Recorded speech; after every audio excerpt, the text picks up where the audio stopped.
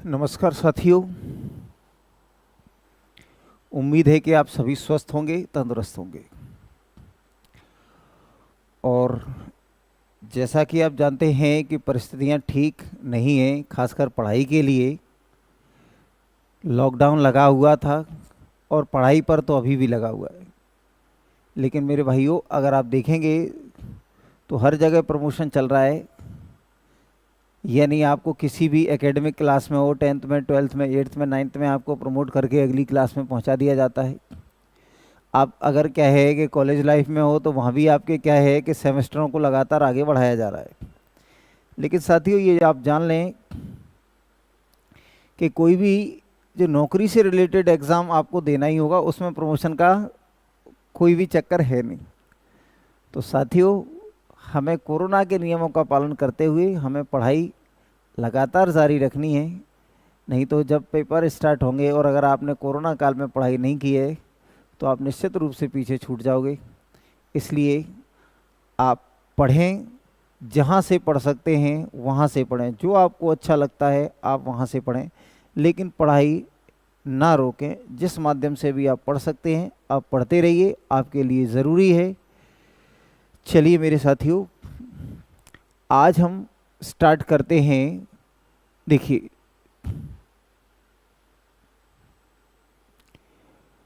Ram Ram sir, Tikamgarh ज़िले वाले।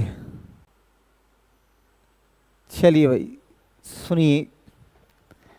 तो आज हम बात करते हैं अपनी, देखिए, एडवांस के टॉपिक की बात करते हैं। सुनिए, और बार बार ये कमेंट आप नहीं करिएगा कि ऑफलाइन कब स्टार्ट होगी, ऑफलाइन कब स्टार्ट होगी। साथियों, जिस दिन गवर्नमेंट की गाइडलाइन आ जाएगी उस दिन से हम ऑफलाइन क्लासेस स्टार्ट, या उस दिन के बाद हम शेड्यूल बता देंगे कि कब से ऑफलाइन क्लासेस स्टार्ट हो रही हैं। ठीक है, तो आप वेट करिए और तब तक आप ऑनलाइन क्लासेस ले सकते हैं। ठीक है भाई, हमारी नहीं ले सकते, किसी और की ले लीजिए, लेकिन पढ़ते रहिए, बैठने से कोई फ़ायदा नहीं है। चलिए,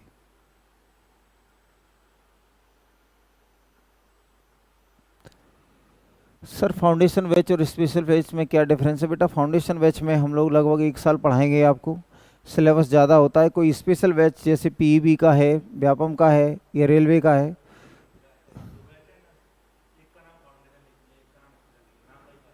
अच्छा अच्छा, नहीं तो दोनों को फाउंडेशन ही रखते ना, फाउंडेशन 1 फाउंडेशन 2 डाल दो। ठीक है, चलिए। चलिए भाई, देखिए,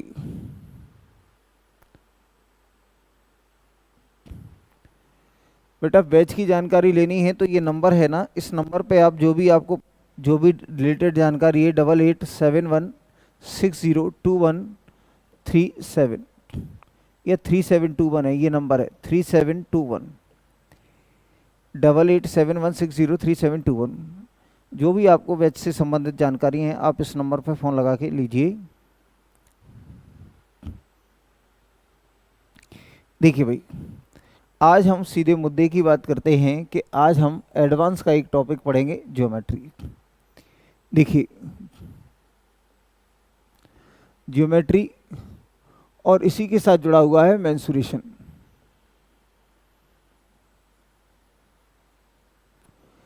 इसी के साथ जुड़ा हुआ भाई मेंसुरेशन, ज्योमेट्री और मेंसुरेशन।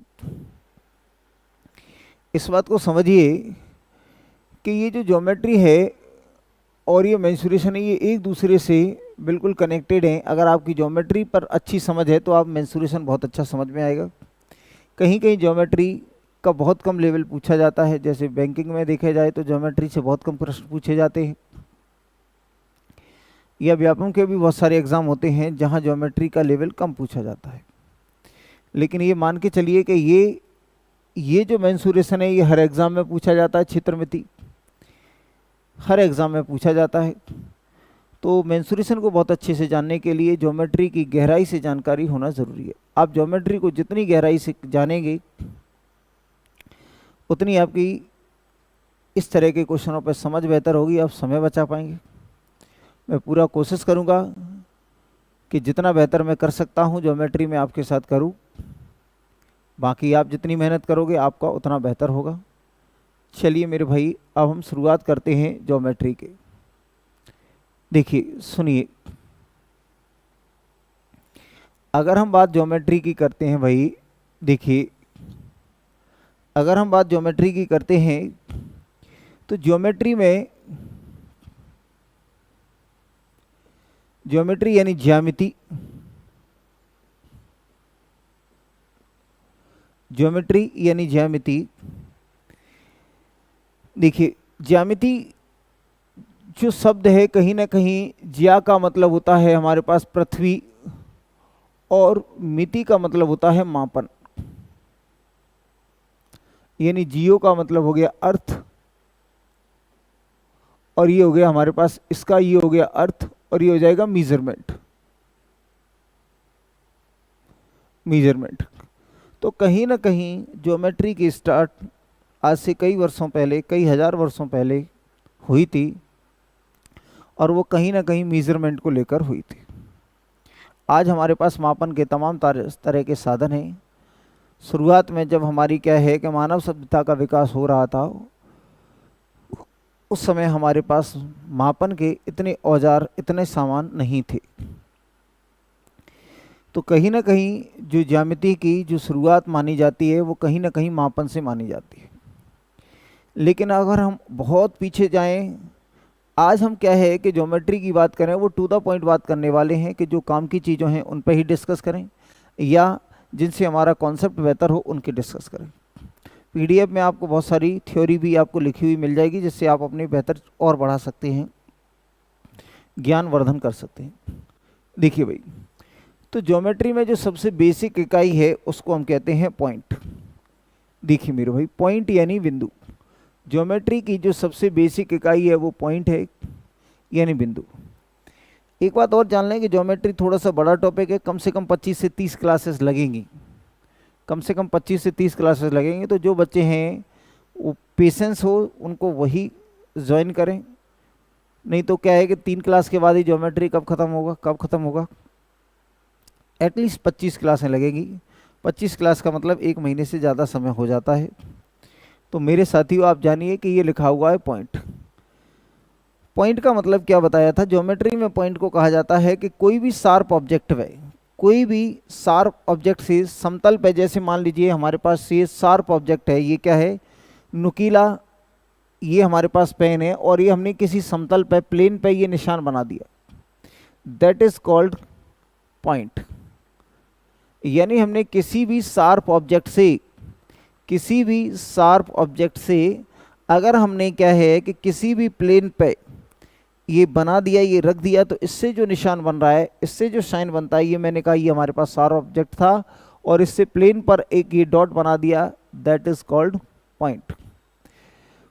पॉइंट की कोई क्लियर डेफिनेशन तो नहीं है, लेकिन इसके नियरेस्ट एग्जाम्पल कहे जा सकते हैं। जैसे हमारे पास सुई होती है, नीडल, तो अगर हम सुई का जो पॉइंट होता है उसको समतल पे कागज पे लगा दें, एक सुई है हमारे पास, बिल्कुल बारीक सुई है, और उसको अगर हम समतल पे लगा दें तो जो निशान बनेगा वो हमारा पॉइंट का एक नज़दीकी उदाहरण हो सकता है। ठीक है भाई, तो पॉइंट क्या हो गया, यानी किसी भी शार्प ऑब्जेक्ट से आप समतल पर एक बिंदु बना दें, एक निशान बना दें, उसे हम क्या कहेंगे, पॉइंट कहेंगे। तो ये क्या है हमारे पास सबसे, ये क्या है, सबसे बेसिक इकाई है। ये पॉइंट है वो क्या है, ये जो पॉइंट है वो ज्योमेट्री की सबसे बेसिक इकाई है, पॉइंट। पॉइंट के बाद आता है प्लेन, पॉइंट के बाद प्लेन आता है यानी समतल, पॉइंट के बाद प्लेन आता है यानी समतल, पॉइंट के बाद आता है प्लेन यानी समतल। यानी ज्योमेट्री में कहा गया है भाई कि कोई भी चिकनी सतह जिसकी लंबाई और चौड़ाई कुछ भी हो, स्मूथ सरफेस चाहिए। जैसे ये लिखा हुआ है तो ये क्या है, एक प्लेन है। तो कोई भी चिकनी सतह जिसकी लंबाई कहीं से कहीं हो, चौड़ाई कहीं से कहीं हो, हमारे पास सतह कैसी होनी चाहिए, स्मूथ होनी चाहिए। तो आपने कहा जैसे क्या क्या हो सकता है, तो बस केवल इतना कहा था। तो इसके कुछ क्लोज एग्जाम्पल अगर हम कहें कि प्लेन के कुछ एग्जाम्पल्स की बात करें, तो इसके जो एग्जाम्पल्स हो सकते हैं वो क्या क्या हो सकते हैं।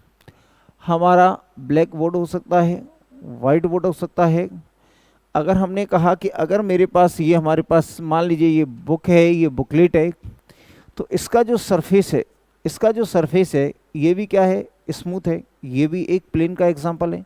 जिस टेबल पे आप पढ़ाई करते हैं उसका जो सरफेस है वो भी एक प्लेन का एग्जांपल है।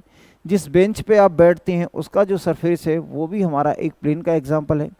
अगर हमारी दीवार बिल्कुल क्या है कि चिकनी सतह है तो वो भी एक प्लेन का एग्जांपल है। ठीक है भाई,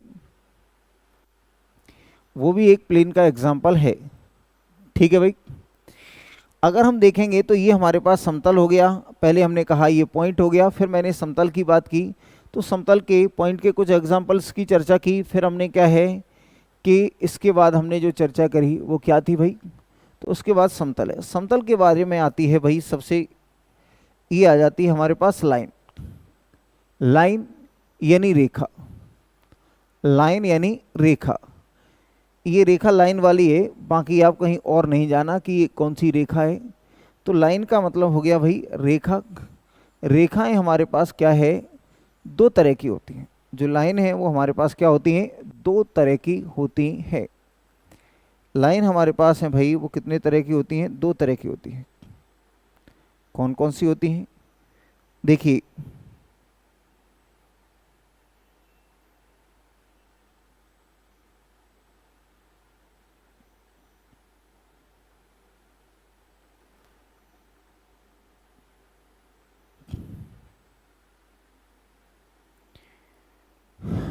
सुनिए,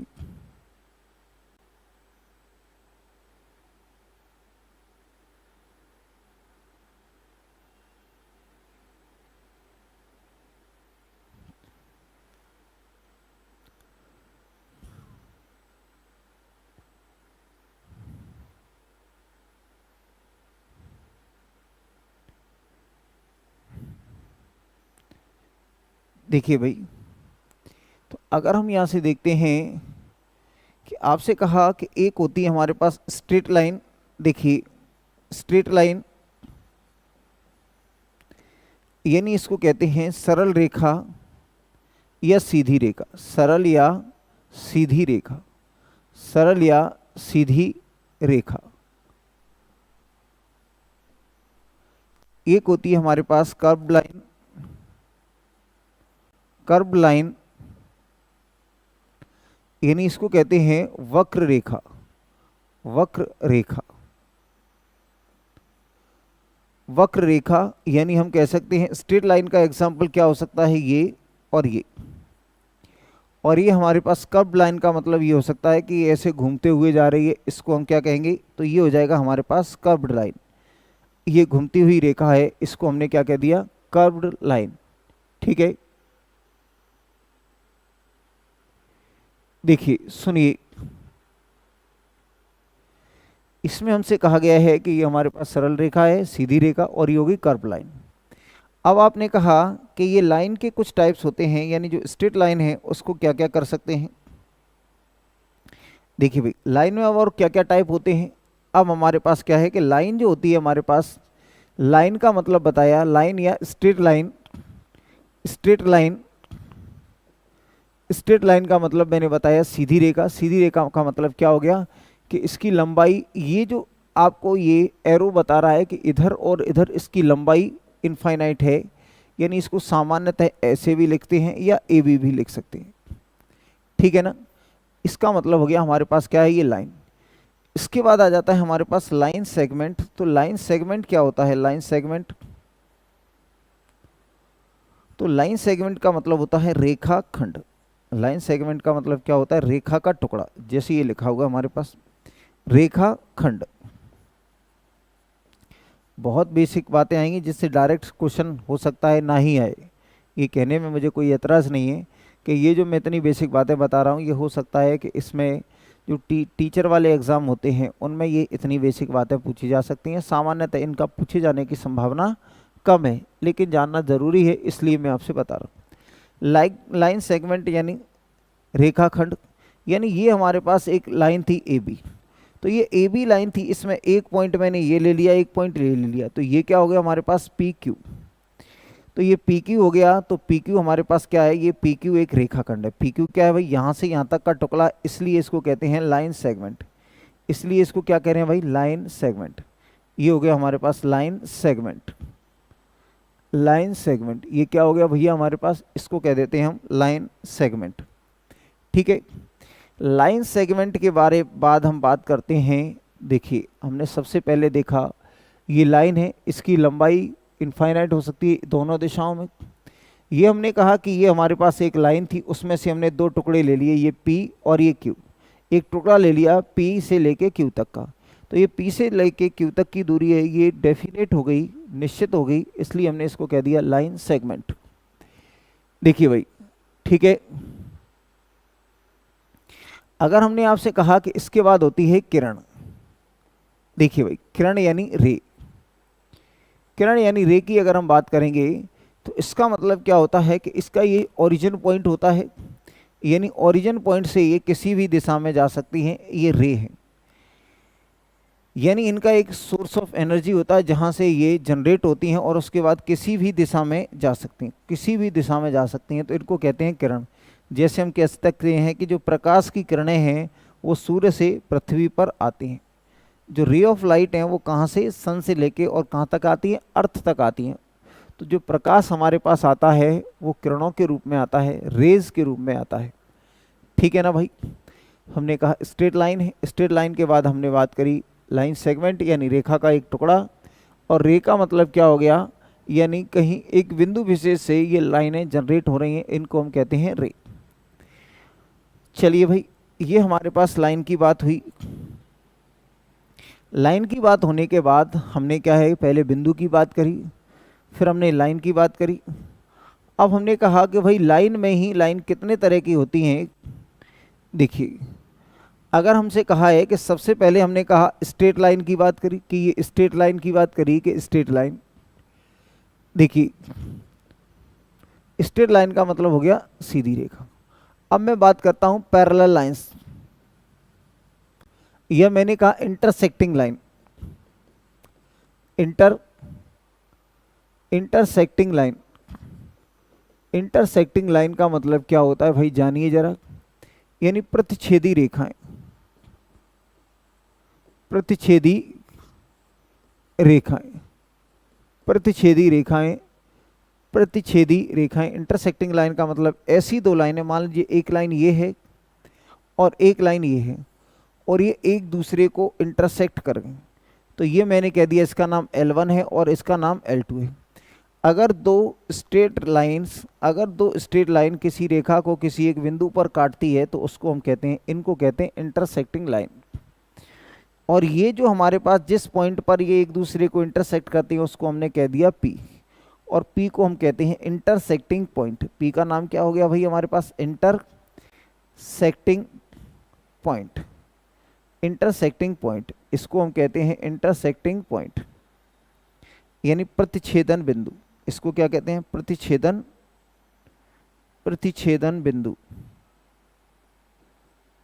प्रतिच्छेदन बिंदु। ये थोड़ी बोरियत वाली बातें हो सकती हैं, लेकिन मुझे लगता है कि ये बातें बतानी ज़रूरी हैं, इसलिए मैं आपको बता रहा हूँ।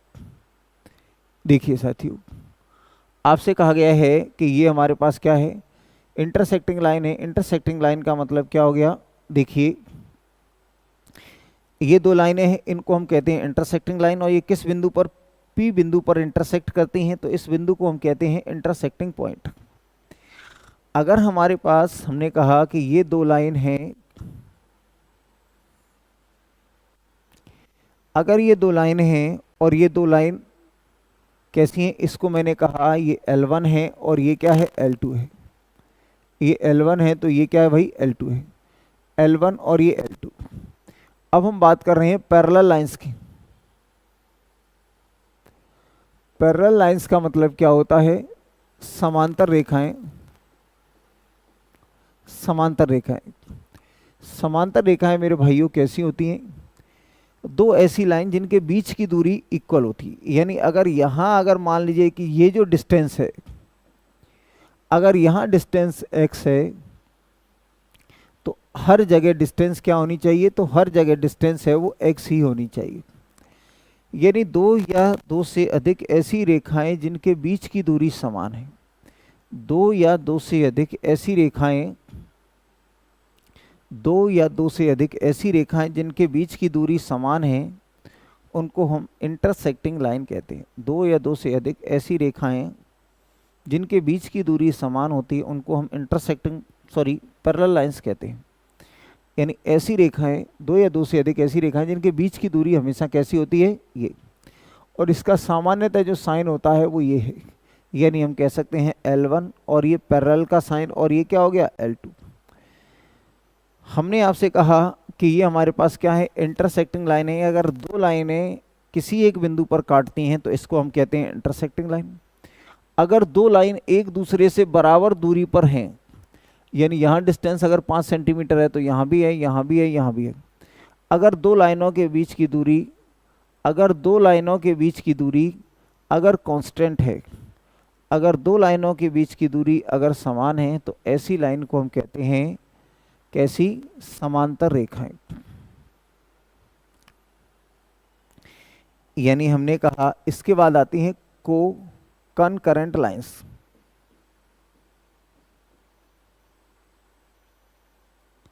कॉनकरेंट लाइंस,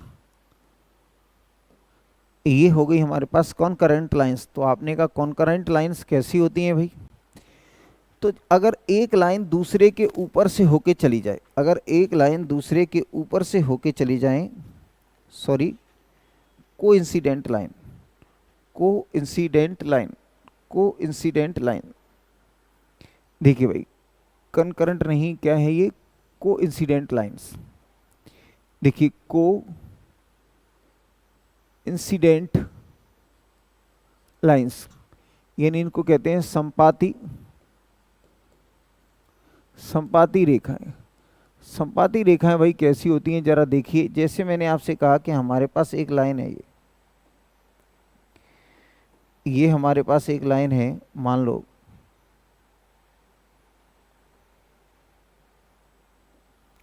यहां से एक लाइन चली गई ये, और इसी के ऊपर से एक दूसरी लाइन मान लीजिए यहां से शुरू होती है ये। तो आपने कहा कि एक लाइन हमारे पास मान लीजिए ये P है और ये Q है, और एक लाइन हमारे पास ये क्या है, Q है। ये क्या है लिखा हुआ भाई, ये A है और ये B है, ये A है और ये B है, ये दोनों लाइन हैं, ठीक है ना भाई। तो आपने कहा जब दो लाइन एक दूसरे के ऊपर से होके जाए, यानी जब लाइनें, जब दो या दो से अधिक लाइनें अगर एक दूसरे के ऊपर से होके जाएं, तो इनको कहते हैं संपाती रेखाएं। आपने देखा कि हमारे पास ये लाइन है, तो जब एक लाइन दूसरे के ठीक ऊपर से होके जाती है तो हम उसे क्या कहते हैं, कोइंसिडेंट लाइंस, कोइंसिडेंट लाइंस। आपने कहा एक ये लाइन PQ है और ये हमारे पास AB है, तब हम कहेंगे PQ and AB are coincident lines, coincident lines. यानी हम कहेंगे कि अगर ये एक रेखा दूसरी के ठीक ऊपर से जाती है, एक रेखा दूसरी के ठीक ऊपर से जाती है, देखिए जब एक रेखा दूसरे के,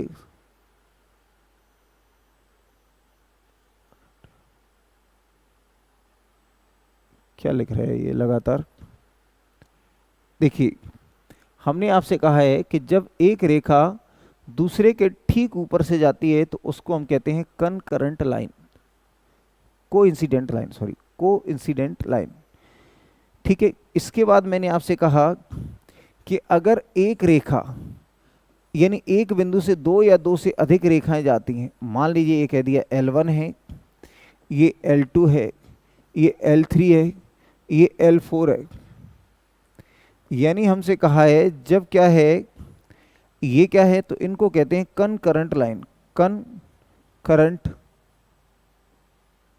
लाइंस। ये कहते हैं संगामी, संगामी रेखाएं। कहने का मतलब क्या है, यानी जब एक ही बिंदु से दो से अधिक रेखाएं, जब एक ही बिंदु से दो से अधिक रेखाएं गुजरती हैं, देखिए जब एक ही बिंदु से दो रेखाएं गुजरती हैं तो इनको कहते हैं क्या, जब एक बिंदु से दो रेखाएं गुजरती हैं, एक बिंदु पर अगर दो रेखाएं इंटरसेक्ट करती हैं तो इसको हम कहते हैं इंटरसेक्टिंग लाइन। लेकिन जब क्या है कि एक बिंदु पर दो से अधिक रेखाएं, अगर दो से अधिक रेखाएं इंटरसेक्ट करती हैं तो उनको हम कह देते हैं कनकरेंट लाइन, उनको हम कह देते हैं कनकरेंट लाइन। ठीक है, अब देखिए आगे, अब देखिए आगे,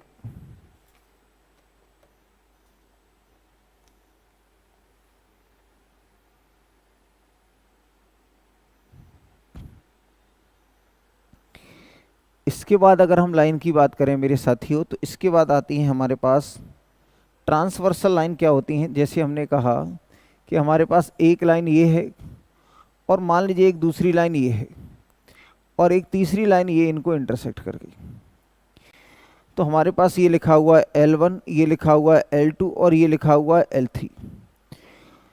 तो जब एक रेखा दो या दो से अधिक रेखाओं को इंटरसेक्ट करती है तो इसको कहते हैं ट्रांसवर्सल लाइन। ये कौन सी होगी भाई, ट्रांसवर्सल लाइन। ट्रांसवर्सल लाइन यानी इसको कहते हैं, देखिए हिंदी में इसको कहते हैं, हिंदी में ट्रांसवर्सल लाइन, तो हिंदी में इसको कहा जाएगा मेरे साथियों, क्या कहा जाएगा, ट्रांसवर्सल लाइन यानी त्रियक छेदी रेखा। इसको कहते हैं त्रियक रेखा, इसको क्या कहते हैं, त्रियक रेखा, त्रियक रेखा, त्रियक रेखा, इसको कहते हैं हम त्रियक रेखा। हालांकि पीडीएफ में आपको ये सारी चीज़ें लिखी हुई मिलेंगी, तो आप नोट करें या ना करें। देखिए भाई सुनिए,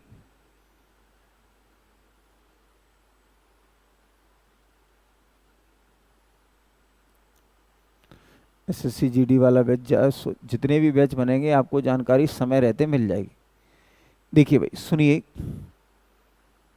तो हमसे कहा गया है कि हमारे पास ये L1 और L2, तो अगर ये कोई भी दो रेखाएं हैं, अगर उनको एक तीसरी रेखा अगर काटती है तो इसको हम कहते हैं त्रियक छेदी रेखा, इसको हम त्रियक छेदी रेखा कहते हैं।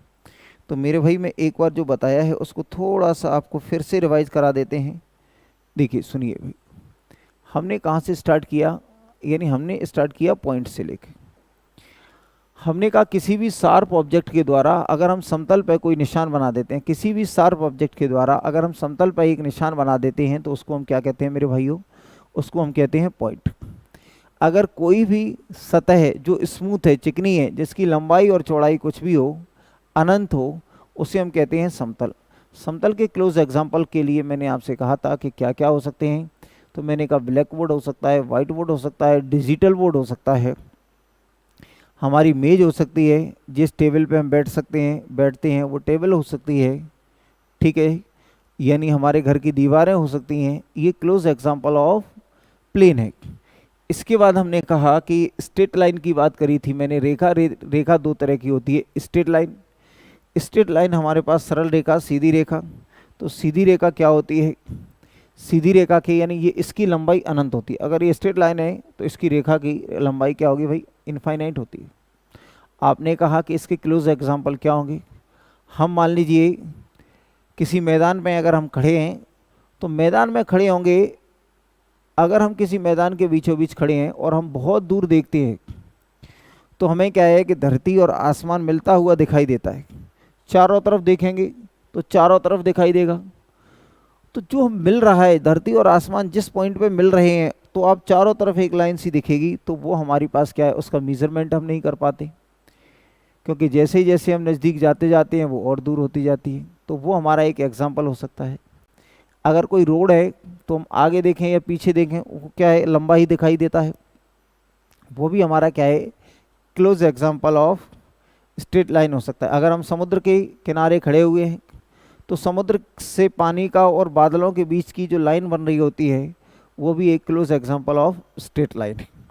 ठीक है भाई, ये वक्राकार गति है, ये क्या है, ये वक्राकार लाइन है, ठीक है ना। साइन का हम जो बनाते हैं, यानी जो हमारे पास डीसी और एसी करंट होता है, उनके भी कुछ ऐसे बनते हैं।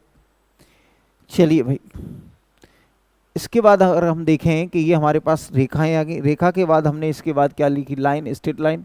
रेखाखंड यानी लाइन का एक टुकड़ा हो गया रेखाखंड। रे का मतलब क्या है, एक सोर्स ऑफ एनर्जी है जहां से ये जनरेट होती है, उसको हम कहेंगे ये, ठीक है। ऑफलाइन कोचिंग से कब से स्टार्ट होंगी प्लीज़ बताना सर। ठीक है भाई, जब मुझे पता चल जाएगा तो मैं बता दूंगा, जैसे ही मुझे पता चल जाएगा मैं आपको शेयर कर दूँ।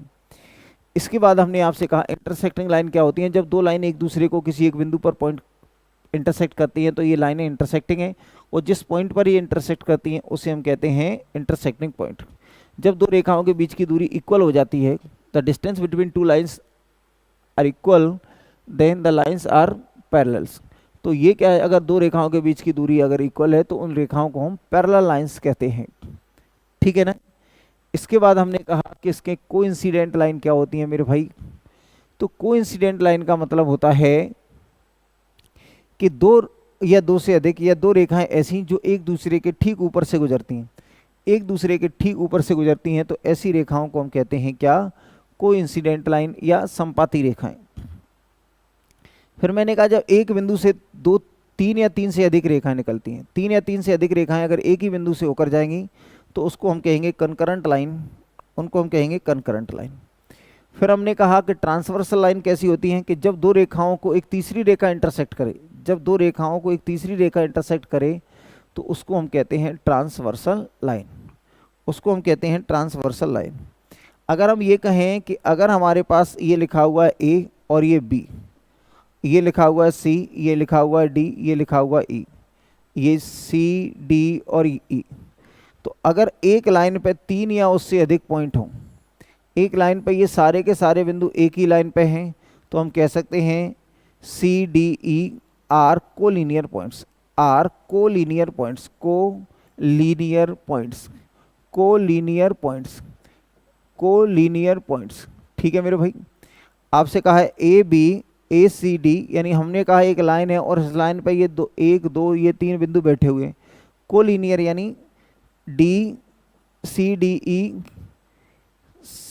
कैसे बिंदु है, संरेखीय बिंदु है, संरेखीय, संरेखीय बिंदु है, ये संरेखीय बिंदु हैं, ये संरेखीय बिंदु है। ऐसे बिंदु दो या दो से अधिक यानी तीन या तीन से अधिक ऐसे बिंदु, तीन या तीन से अधिक ऐसे बिंदु जो एक ही रेखा पर होते हैं उनको हम कहते हैं, तीन या तीन से अधिक ऐसे बिंदु जो एक ही रेखा पर होते हैं उनको हम कहते हैं संरेखीय बिंदु, उनको हम कहते हैं संरेखीय बिंदु।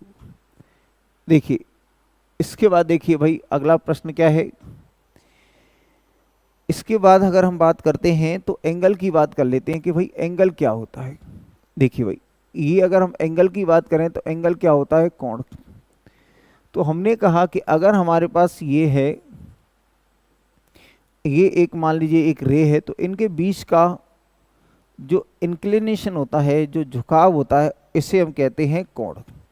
ये हमें कोण को बताता है, इसको हम क्या कहते हैं, एंगल, और इसको सामान्यतः हम थीटा से रिप्रेजेंट करते हैं। तो इन दो रेखाओं के बीच, इन दो रे के बीच, इन दो किरणों के बीच जो हमारे पास ये जो झुकाव है इसको हम क्या कहते हैं, एंगल। तो ये अब हमने एंगल जाना कि दो रेखाओं के बीच में जो झुकाव होता है उसे हम क्या कहते हैं, एंगल। दो रेखाओं के बीच में जो झुकाव होता है उसे हम क्या कहते हैं, एंगल कहते हैं, ठीक है भाई। अब एंगल हमारे पास कितने तरह के होते हैं, देखिए भाई सबसे पहले type of angle, types of angles. Types of angles क्या है भैया हमारे पास, टाइप ऑफ एंगल्स देखिए यानी कोणों के प्रकार। अगर हम यहाँ देखेंगे कि इसमें लिखा हुआ सबसे पहले मैंने देखा acute angle, acute angle, acute angle का मेरे भाई क्या होता है, न्यून कोण। न्यून कोण का मतलब हो गया हमारे पास ऐसा कोण, ऐसा कोण जिसकी वैल्यू 0 से बड़ी होती है और 90 से छोटी होती है, 0 से बड़ी होती है और 90 से छोटी होती है, उसे हम कहते हैं न्यून कोण। अगर हम ये बनाएं कि इसका एक फिगर बनाना चाहें तो ये कुछ इस तरीके से बन जाएगा कि ये हमारे पास क्या हो गया, ये थीटा हो गया, ये न्यून कोण कहलाएगा। इसके बाद अगर हम देखें तो सेकंड नंबर पे हमने रख दिया राइट एंगल, इसके बाद हमने सेकंड पे रखा राइट एंगल, इसका मतलब होता है समकोण, समकोण। समकोण का मतलब हो गया कि अगर ये हमारे पास एक लाइन है, ये एक हमारे पास वर्टिकल लाइन है और एक हॉरिजॉन्टल लाइन है, तो इनके बीच में जो कोण बनता है ये थीटा, और इसकी वैल्यू हमारे पास 90 डिग्री के बराबर होती है। तो अगर दो लाइनों के बीच में कोण 90 डिग्री बनता है तो उसे हम कहते हैं समकोण। दो लाइनों के बीच में अगर 90 डिग्री का कोण बनता है तो उसे हम कहते हैं ये। अब हमने कहा इसमें तीसरे तरह का क्या होता है, ऑब्ट्यूज एंगल। ऑब्ट्यूज एंगल, इसको कह दिया अधिक कोण, इसको कह दिया अधिक कोण। इसका मतलब क्या होता है, जब दो लाइनों के बीच का जो कोण है 90 डिग्री से ज़्यादा हो जाए। यहाँ आपने कहा ये थीटा है, और इस थीटा की जो वैल्यू है वो हमारे पास, अगर थीटा की वैल्यू है वो हमारे पास कितना, 90 से तो बड़ा हो गया भाई। अगर 90 से बड़ा हो जाए और 180 से छोटा हो जाए, अगर थीटा की वैल्यू क्या है कि 0 और 90 के बीच में है, अगर थीटा की वैल्यू 0 और 90 के बीच में है तब इसे एक्यूट एंगल कहते हैं। जब थीटा की वैल्यू हमारे पास 90 डिग्री के बराबर है तो इसे समकोण कहते हैं। और जब हमारे पास थीटा की वैल्यू 90 से बड़ी है और 180 से छोटी है तो इसको हम कहते हैं ऑब्ट्यूज एंगल। इसको हम क्या कहते हैं भाई, ऑब्ट्यूज एंगल। इसको हम कहते हैं ऑब्ट्यूज एंगल। इसके बाद चौथे नंबर की अगर मैंने बात की तो इसके बाद ऑब्ट्यूज एंगल आ गया। इसके बाद आता है हमारे पास स्ट्रेट एंगल।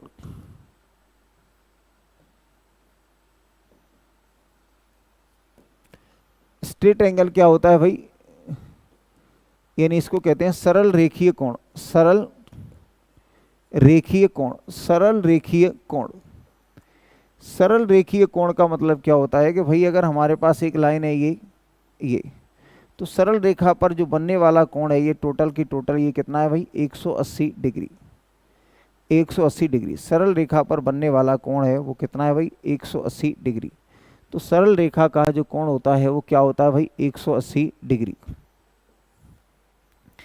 इसके बाद अगर मैं कहूँ आपसे, ये तो हो गया हमारे पास इतना। अब अगर आप 5 देखेंगे तो ये हमारे पास एक लाइन है और ये इस तरह से हो गया। तो यहाँ से ये जो एंगल है ये हमारे पास थीटा है। तो थीटा की वैल्यू हमारी 180 से तो बड़ी हो जाए लेकिन 270 से छोटी हो जाए। इसको कहते हैं रिफ्लेक्स एंगल। इसको कहते हैं रिफ्लेक्स एंगल। इसको कहते हैं रिफ्लेक्स एंगल यानी प्रतिवर्ती कोण। प्रतिवर्ती कोण, इसको कहते हैं प्रतिवर्ती कोण। ठीक है मेरे भाई, यानी हमने कहा, आपसे कहा गया है स्ट्रेट एंगल यानी क्या हो गया, जिसका 180 डिग्री हो। आपने यहाँ देखा रिफ्लेक्स एंगल की वैल्यू कितनी होगी, तो 180 से ज़्यादा होगी, 270 से कम होगी। इसके बाद सर्कुलर एंगल हो जाता है जिसकी वैल्यू 360 हो जाती है, यानी एक सर्कल है जिसका कोण कितना होता है, 360। How many times we can view, भाई अब तो अनलिमिटेड है व्यूज। देखिए भाई, हमने कहा कि हमारे पास स्ट्रेट एंगल है। सबसे पहले हमने टाइप ऑफ एंगल्स के बारे में बात की, तो हमने यहाँ देखा कि एंगल, सबसे पहले हमने कहा एक्यूट एंगल। एक्यूट एंगल का मतलब क्या है कि थीटा की वैल्यू 0 से बड़ी हो और 90 से क्या हो, छोटी हो। Acute angle. तो आप एक बार रिवाइज करिए 1 आध मिनट के लिए, मैं थोड़ा पानी पी लेता हूँ। रिवाइज करिए भाई कि क्या क्या मैंने बताया है। ठीक है,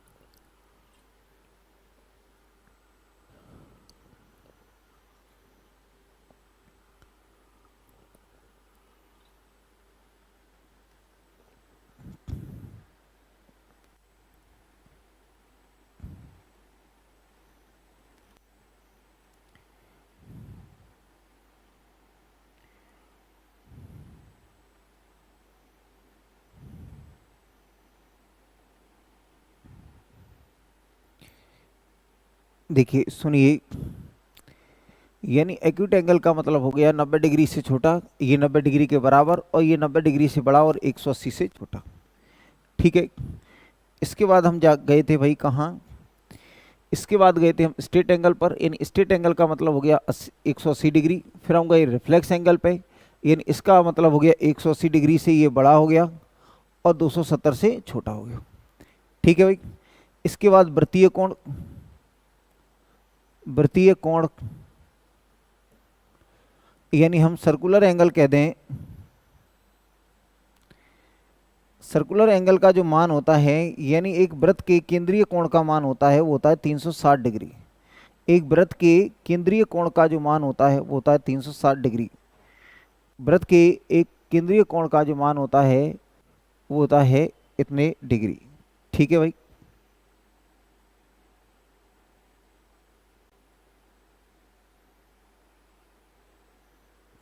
आगे देखिए भाई, सुनिए।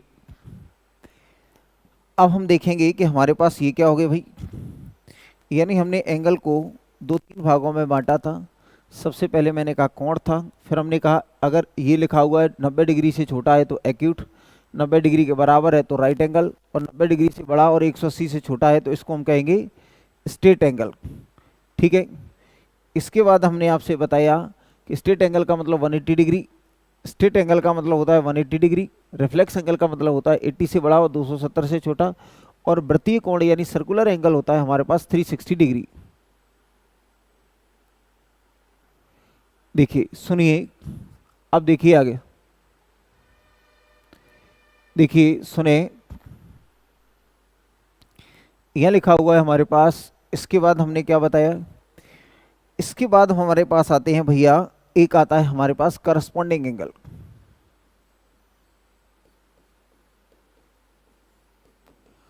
करस्पॉन्डिंग एंगल या हम पहले कहें वर्टिकली अपोजिट एंगल बताएं आपको। देखिए हमारे पास क्या है भाई, अगर हम यहाँ कहें ये लिखा हुआ है हमारे पास वर्टिकली अपोजिट एंगल,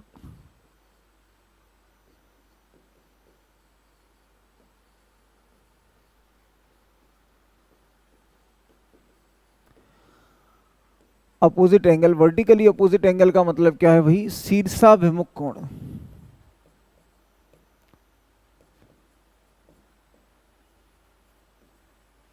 देखिए शीर्षाभिमुख कोण क्या होती है मेरे साथियों, जानिए जरा।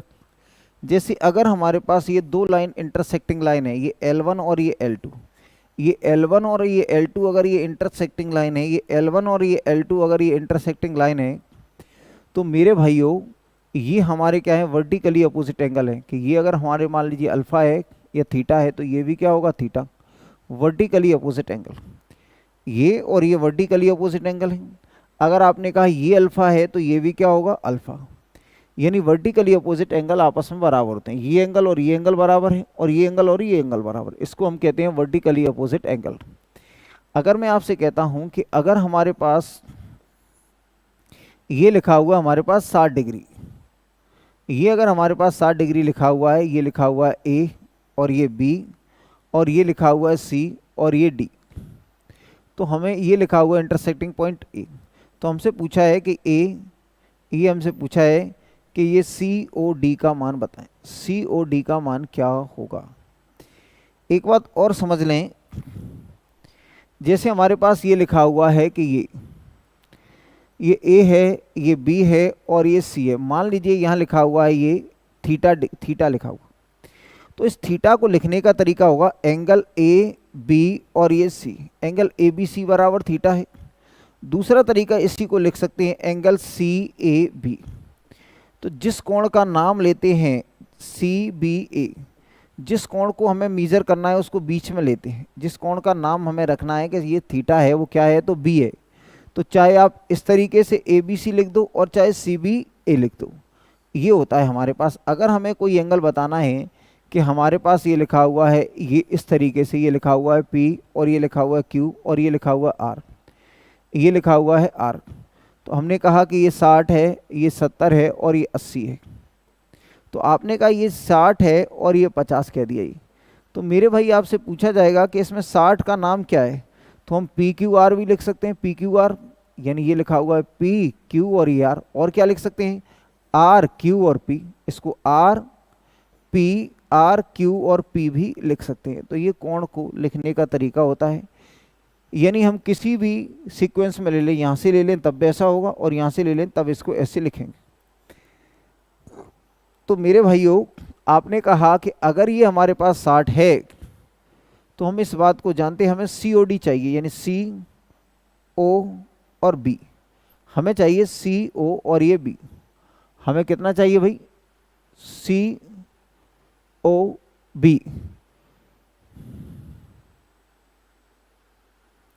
देखिए ये बैच 12:15 तक तब तक है मेरे भाइयों। एक बात और जान लें, जब तक लॉकडाउन, यानी timing, batch timing, batch timing, batch और ये टाइमिंग,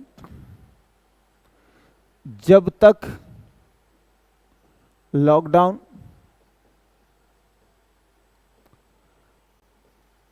तब तक ये 12:15 पर ही स्टार्ट होगा। और जैसे ही यानी ऑफलाइन क्लास स्टार्ट होगी, ऑफलाइन, तब ये बैच यानी 5:30 के आसपास, 5:30 PM के आसपास या आगे पीछे 10-20 मिनट चल सकता है।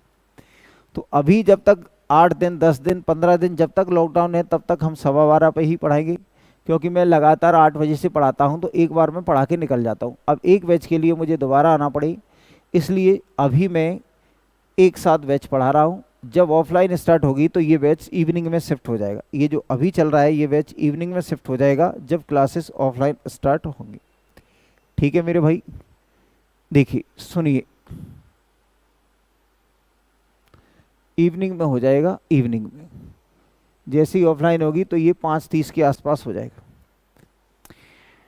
तो मेरे भाइयों, हम इस क्वेश्चन की बात कर रहे हैं कि हमारे पास अगर एक लाइन है कि ये हमारे पास A और ये AB है और ये CD है, A और ये B, ये लिखा हुआ है C और ये D, इस एंगल की वैल्यू लिखी है हमारे पास 60, तो इसका मान कितना होगा? यानी हमसे पूछा है CO और B का मान बताएं, CO और B का मान बताएं।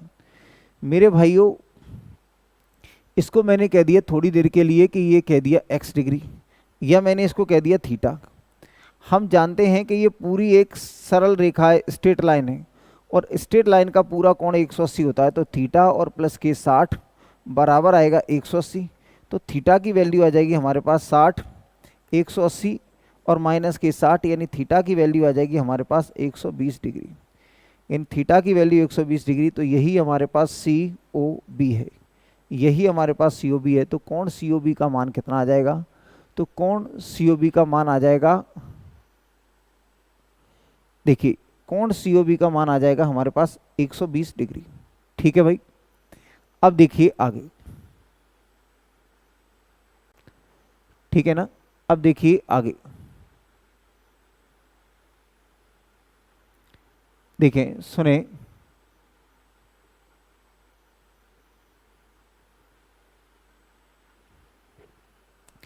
देखिए भाई, हम इसको इतना नाटक ना करते हुए डायरेक्ट भी ऐसे करें कि अगर हमारे पास ये दो रेखाएं हैं और ये एंगल ले लिया, मान लीजिए ये कोण ले लिया 70, तो आपने कहा कि ये और इस एंगल की वैल्यू क्या होगी? तो आपने कहा ये 180 और माइनस के कितना होगा? 70, यानी हम डायरेक्ट कह सकते हैं 110। हम डायरेक्ट कह सकते हैं 110।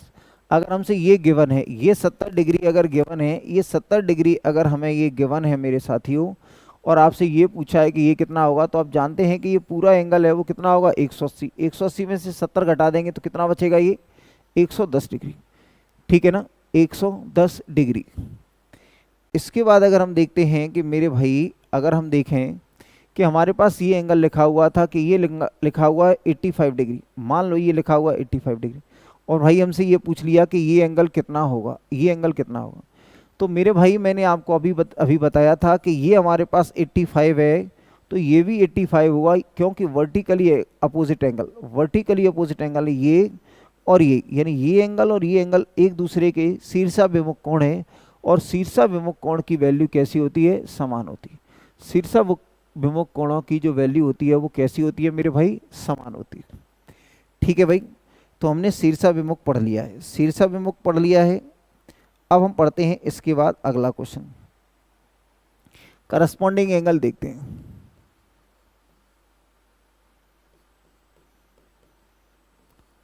देखिए करस्पॉन्डिंग एंगल क्या होता है भाई, करस्पॉन्डिंग एंगल की बात करें तो ये क्या होता है।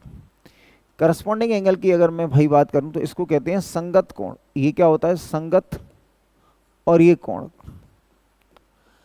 इफ मैंने कहा यदि L1 और L2 समांतर हैं, यदि L1 और L2 समांतर हैं, यानी ये रेखा और ये रेखा हमारे पास कैसी है भाई, तो ये अगर ये दोनों रेखाएं अगर हमारे पास पैरेलल हैं, ये एक लाइन हो गई, ठीक है ना भाई, और एक ये दूसरी लाइन हो गई।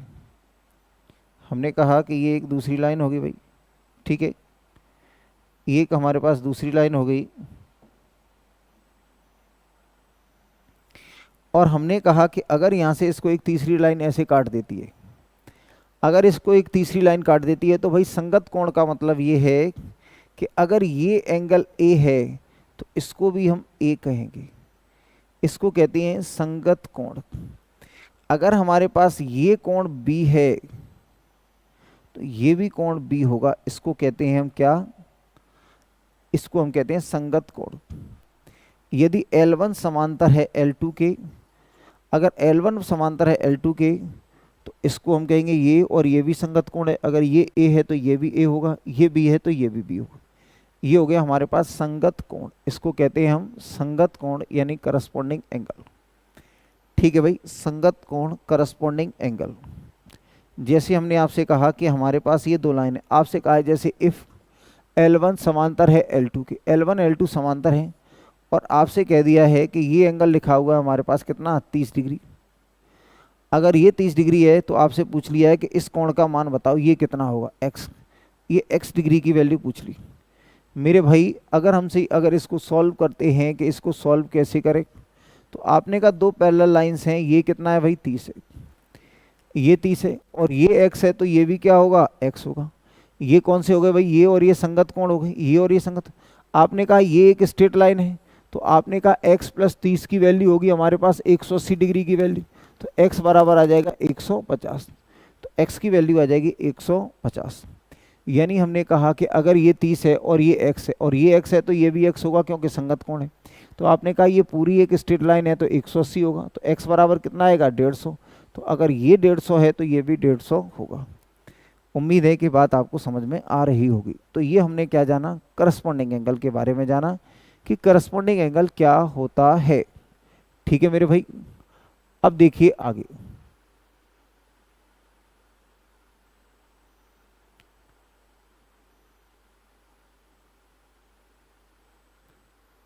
ठीक है, इसके बाद देखिए भाई अगली क्या है भाई कहानी।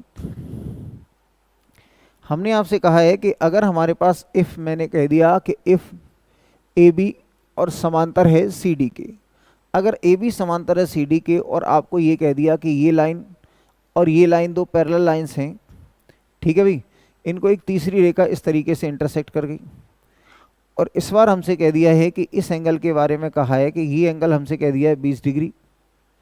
तो आपसे कहा है कि इस एंगल के बारे में बता दो कि ये एंगल क्या होगा। इसको कह दिया कि ये हमें x की वैल्यू बतानी है, ये एंगल बताना है। चलिए भैया कोशिश करते हैं कि ये ए बी हो गया, ए और ये बी, और ये हो जाएगा हमारे पास सी और ये डी। ये हमारे पास हो जाएगा भाई कितना, सी और डी। मेरे भाई अगर हम आपसे कहते हैं, सुनिए, कि अगर हमारे पास ये दो रेखाएं समांतर है, ये और ये, यहाँ हमने देखा कि ये 20 डिग्री है, तो आप जानते हैं कि भाई यहाँ से यहाँ तक ये स्ट्रेट लाइन है या नहीं है। तो आप जानते हैं ये स्ट्रेट लाइन है तो इन दोनों का योग 180 होगा। अगर इन दोनों का योग 180 होगा तो आपको ये बात जाननी पड़ेगी कि अगर इन दोनों का 180 है तो ये 20 है तो ये होगा 160। अगर ये 20 है तो ये कितना होगा भाई, अगर ये 20 है तो ये होगा 160, और ये 160 है तो ये भी क्या होगा 160। इसको कहते हैं संगत कोण। तो यही तो हमारा x था, तो x की वैल्यू आ जाएगी 160। इसको कहते हैं संगत कोण, इसको कहते हैं संगत कोण। ठीक है भाई, अब बढ़िए आगे, अब बढ़ते हैं थोड़ा सा और आगे। ठीक है,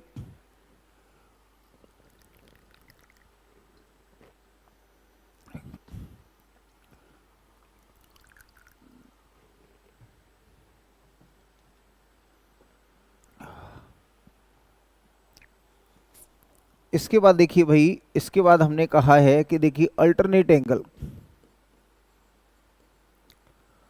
अल्टरनेट एंगल क्या होता है, सुनिए भाई, यानी एकांतर कोण। एकांतर कोण की बात करते हैं भाई कि ये क्या होते हैं। तो एकांतर कोण का मतलब क्या हो जाता है, जैसे हमारे पास ये लिखा हुआ है इफ L1 समांतर है L2 के, तो आपने कहा ये दो लाइन है और इनको एक तीसरी तिर्यक की रेखा काट रही है। तो अगर हमने कहा कि ये एक्स ए है तो ये भी क्या होगा, ए। यानी हमने कहा कि ये ए और ये बी है और ये हमारे पास सी और ये डी है। तो यानी ये हमारे पास इंटरनल, तो ये भी इंटरनल है। और ये हमारे पास अगर बी है तो ये भी हमारे पास बी है। या हम कहें कि ये हमारे पास अगर ए है तो हमारे पास ये कितना होगा भाई, 180 होगा पूरा, तो ये होगा 180 और माइनस के ए। इसी तरीके से अगर यहाँ ए है तो ये हो जाएगा 180 और माइनस के ए। ठीक है मेरे भाइयों। या हम इसको ऐसे ना लिखते हुए कि अगर हम ये देखें कि ये हमारे पास कितना है भाई, आपने यहाँ एक एंगल कह दिया कि ये हमारे पास कितना है भाई, तो x है। अगर हमारे पास ये x है तो निश्चित तौर पे ये भी x होगा। तो आपने कहा ये कितना होगा, तो ये हो जाएगा 180 और माइनस के x, क्योंकि ये पूरी एक लाइन है तो 180 डिग्री होगा, पूरी एक लाइन है तो ये x होगा, तो ये 180 माइनस x होगा। तो ये भी कितना हो जाएगा भाई, तो ये भी हो जाएगा 180 और माइनस के x, क्योंकि ये भी तो एक लाइन ही है, ये एक लाइन है तो इसका भी क्या हो जाएगा, ये x है तो ये 180 माइनस एक्स, ये भी 180 माइनस एक्स। और आपने कहा ये और ये वर्टिकली अपोजिट एंगल है, तो जितना ये उतना ये वर्टिकली अपोजिट एंगल है, वर्टिकली अपोजिट एंगल है, ये और ये भी हो जाएगा 180 माइनस एक्स, क्योंकि वर्टिकली अपोजिट एंगल। ये हो जाएगा x और ये हो जाएगा 180 माइनस के x। ध्यान से मैं एक बार फिर बताता हूं मेरे भाइयों, सुनिए।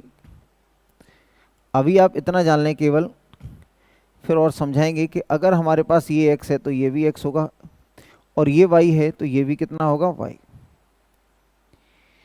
यानी हम कहें कि ये हमारे पास ये लिखा हुआ है, ये लिखा हुआ है P और ये पॉइंट लिखा हुआ है Q।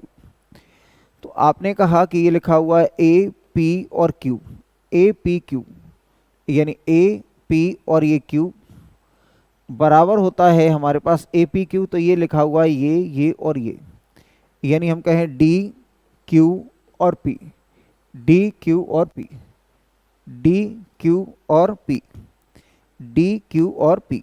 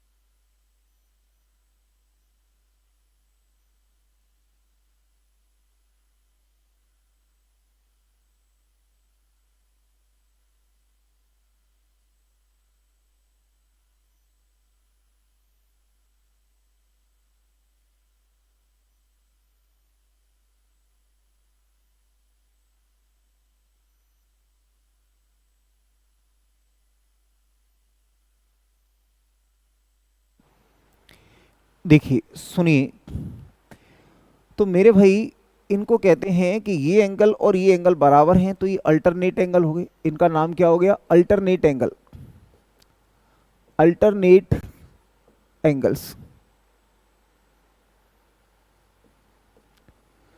लेकिन चूंकि क्या है कि ये भी अंदर है और ये भी अंदर है, तो इसको कहते हैं हम इंटीरियर, कहते हैं भैया इंटीरियर, यानी ये आंतरिक, आंतरिक एकांतर कोण। ये भी क्या होगा भाई हमारे पास B P और ये Q, और बराबर होगा हमारे पास क्या, B P और Q, ये B, ये P, ये B P Q, और ये हो जाएगा C Q P। तो ये हो जाएगा C P, C Q और P, C Q और ये P, ये हो जाएगा इतना। ठीक है मेरे भैया, ये हो जाएगा इतना। कुल मिलाकर क्या है कि इसको ये और ये बराबर होते हैं, ये और ये बराबर हो रहे हैं, ये और ये बराबर हो रहे हैं। अगर थोड़ा सा इसको और समझने की कोशिश करें कि अगर एक ही चीज़ से रिलेट करें भाई, अगर मैंने कहा कि अगर हमारे पास दो लाइनें हैं, ये दो लाइनें समांतर हैं, ये कह दिया ए है और ये बी है, ये सी है और ये डी है। मेरे भाई अगर यहाँ एक इंटरसेक्टिंग लाइन है और आपसे कहा है कि ये जो ए बी समांतर है, ए बी समांतर है सी डी के, ए बी समांतर है सी डी के, तो आप यहाँ कह सकते हैं ए बी समांतर है सी डी के। तो आप इसमें क्या कहेंगे कि अगर मैंने इसको x कह दिया तो आपने कहा ये भी x होगा, ये x है तो ये x होगा। ये क्यों होता है भाई? ये इसलिए होता है कि ये हमारे पास क्या हो गए, संगत कोण, ये संगत। और आपने कहा ये एक लाइन है 180 होगा तो ये आएगा 180 और माइनस के x। अब भाई ये 180 है तो ये भी 180 हो जाएगा, 180 माइनस के x। ये x है तो इसका अपोजिट एंगल ये हो जाएगा, इसका अपोजिट एंगल ये हो जाएगा। इसका संगत कोण 180 माइनस ये हो जाएगा, इसका संगत कोण क्या हो जाएगा भाई? ये भी क्या है कि अगर हमने इसको एक लाइन मान लें तो ये इसका वर्टिकली अपोजिट एंगल ये हो जाएगा। तो ये चीज़ें हमने समझा रहे थे कि भैया कि ये और ये बात करें तो ये और ये कहलाते हैं अल्टरनेट एंगल, ये और ये कहलाते हैं अल्टरनेट एंगल। आपने कहा ये कहलाते हैं संगत कोण, ये और ये कहलाते हैं संगत कोण। ठीक है भाई। अब आप देखेंगे कि अगर ये दो समांतर रेखाएं हैं तो इनके अगर मैं योग देखूं, इनका अगर मैं योग देखता हूं कि इनका योग कितना है, तो भाई इनको जोड़ोगे तो कितना आ जाएगा? तो अगर इनको आप जोड़ेंगे इनका योग आ जाएगा हमारे पास 180 डिग्री। आप देखेंगे इनका योग कितना आएगा, तो भाई इनका भी योग आ जाएगा हमारे पास 180 डिग्री योग यानी सम, 180 डिग्री योग यानी सम। तो आपने कहा कि ये लिखा हुआ एक ओर के बने कोणों का योग 180 है, इधर भी बने कोणों का 180 होगा। ठीक है।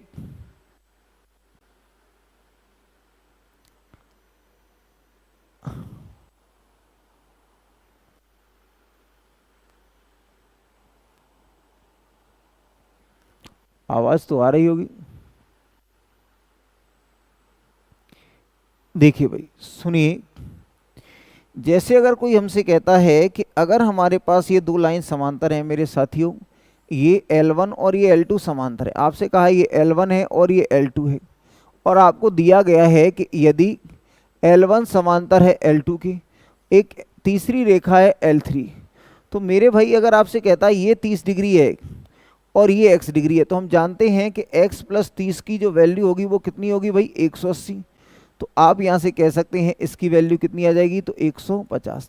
यानी हम कह सकते हैं कि दो समांतर रेखाओं को अगर एक तीसरी रेखा काटती है तो इन दोनों का योग कितना होता है मेरे भाई? तो इन दोनों का योग हो जाता है हमारे पास कितना?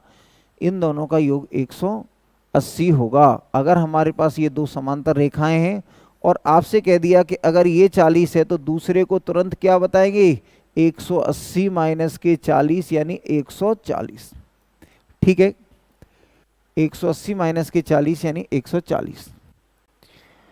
तो मेरे भाई आज हमने एंगल्स पर इतनी बातें करी हैं। मैं एक बार पूरी चीज़ एक बार हम पीछे चलते हैं, क्या क्या हमने पढ़ा हुआ है वो सारी चीज़ें आपको दिखा देते हैं।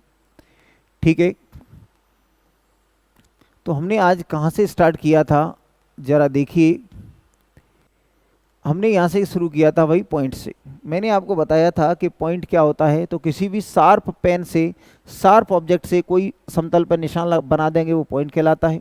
समतल क्या होता है कि कोई भी स्मूथ स्पेस सतह उसे हम समतल कहते हैं।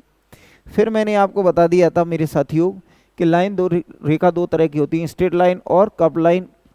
इसके बाद मैंने आपको कहा था कि स्ट्रेट लाइन यानी कोई टुकड़े कर दें तो लाइन सेगमेंट हो जाता है। रे क्या होती है? अगर एक पॉइंट से अगर कुछ निकलता है, ये रेखाएं निकलती हैं, उसको हम रे कहते हैं। इसके बाद हमने कहा इंटरसेक्टिंग लाइन, अगर दो रेखाएं एक दूसरे को किसी एक पॉइंट पर कट करती हैं तो इंटरसेक्टिंग लाइन। अगर दो रेखाओं के बीच की दूरी अगर पैरेलल है तो इसको कहते हैं, समांतर है, दूरी बराबर है तो पैरेलल लाइन। दो रेखाओं के बीच की दूरी अगर बराबर है तो पैरेलल लाइन। जब एक रेखा दूसरे के ठीक ऊपर से जाती है तो इसको कहते हैं हम क्या? कोइंसिडेंट लाइन, कोइंसिडेंट लाइन यानी समपाती रेखाएं। अगर हमने कहा कि ये लिखा हुआ है कंकरेंट लाइन, जब एक ही बिंदु से 3 या उससे अधिक 3 और मोर देन 3 लाइन अगर गुजरती हैं तो उनको कोइंसिडेंट लाइन कहते हैं, कंकरेंट लाइन कहते हैं। अगर दो लाइनों को अगर एक तीसरी रेखा काटती है तो इसको त्रियक रेखा या ट्रांसवर्सल लाइन कहते हैं। इसके बाद हमने कहा कि अगर एक रेखा पे 3 या उससे अधिक बिंदु है तो उनको क्या कहेंगे, तो उनको हम कह देते हैं कोलिनियर पॉइंट्स। ये यहाँ इस लाइन पे आप देखेंगे तो इसमें 5 पॉइंट हैं। तो आपने कहा ये ए है, ये ए बी को तो छोड़ ही रहे हैं हम, ए कॉमा बी, तो आपने कहा ए कॉमा बी, इस रेखा पर कितने पॉइंट है 5, तो ये सभी के सभी कैसे हैं, सभी के सभी हम कह सकते हैं ये क्या है, कोलिनियर पॉइंट्स हैं। ठीक है, कोलिनियर पॉइंट्स हैं। ठीक है मेरे भाई, ये कोलिनियर पॉइंट्स हैं।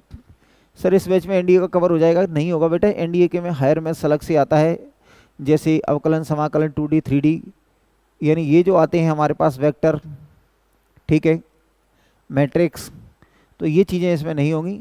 एनडीए में जो 12th का मैथ्स आता है, 11th का मैथ्स आता है, वो पूरा का पूरा यहाँ नहीं कराया जा सकता। तो एनडीए के लिए 50% तो सिलेबस हो सकता है आपका हो जाए, उससे ज़्यादा कुछ नहीं। एनडीए के लिए, स्पेशली एनडीए के लिए ये बैच सुटेबल नहीं है, एनडीए के लिए ये बैच सुटेबल नहीं है। ठीक है भाई, यानी हमने कहा कि अगर एक रेखा पर 3 या उससे अधिक बिंदु हैं तो उसको हम, उन पॉइंट को हम कहते हैं कोलिनियर पॉइंट्स। अगर दो रेखाओं के बीच जो झुकाव होता है उसको हम कोण कहते हैं। कोण कितने तरह के होते हैं? अगर 90 से कम है तो एक्यूट एंगल, 90 के बराबर है तो समकोण, और 90 से बड़ा और 180 से छोटा है तो इसे हम कहते हैं अधिक कोण, ऑब्ट्यूज एंगल। अगर हमने कहा कि अगर एक सीधी रेखा है तो उस पर बनने वाला कोण 180 डिग्री के बराबर होता है, सीधी रेखा पर बनने वाला कोण 180 डिग्री के बराबर होता है। अगर कोई एंगल 180 से बड़ा है और 270 से छोटा है, इसको हम कहेंगे रिफ्लेक्स एंगल कहेंगे। इसके बाद हमने कहा कि शीर्षाभिमुख कोण, अगर दो इंटरसेक्टिंग लाइन हैं तो ये और ये वर्टिकली अपोजिट एंगल है और ये वर्टिकली अपोजिट एंगल है। ठीक है मेरे भाई, अगर ये 60 है तो आपने कहा कि ये भी कितना होगा, 60। हमने कहा ये 60 है तो ये कितना होगा, 180 माइनस के 60 यानी 120। ठीक है मेरे भाई, इसके बाद हमने कहा, एक दो क्वेश्चन बताया था वर्टिकली अपोजिट एंगल पे आपको कि ये अगर 85 है तो ये भी 85 होगा क्योंकि वर्टिकली अपोजिट एंगल है।